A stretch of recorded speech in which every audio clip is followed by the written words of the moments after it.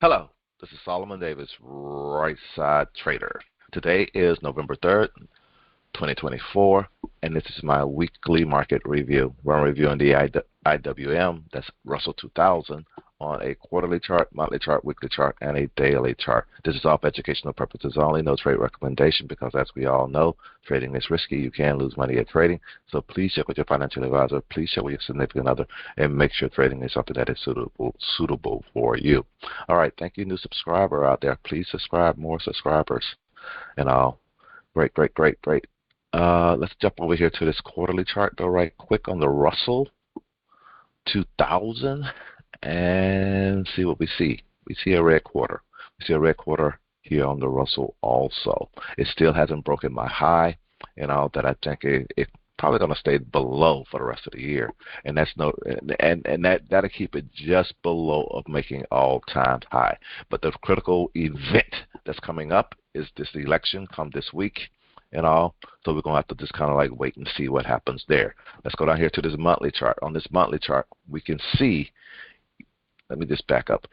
This high is based off this whole supply that's over here, and I do not expect it to break this previous month high this from a couple of months ago. And I'm trying to see if it breaks that, then we have a great chance of actually making a yearly high, not all-time highs.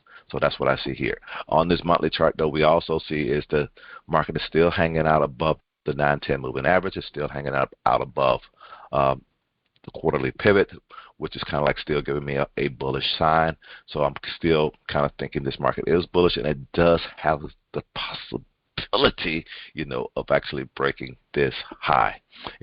Long as it stays, long as it keeps doing what it's doing. It's having a hard time going down, but it's not going up either. It's going in that sideways pattern that the Russell can do, that we've seen, year after year after year on the Russell. It makes some pops, and then it can go sideways for a while. But that's what I see here. Let's go ahead and go down to the weekly chart and see what we see there on the weekly chart. We can see this whole consolidation type stuff that's going on here for the past few weeks up here at this top, staying in a fairly tighter range than it usually is in, But that's what we see here. It still stayed above the monthly pivot. This is a monthly pivot, And come next month, it's going to be like the other ones. It's opening just below pivot. So again, with the whole election thing coming up next week, that can change. If it ends up closing next week above pivot, I kind of expect it to stay above pivot, and that might be the catalyst, this election, to actually give us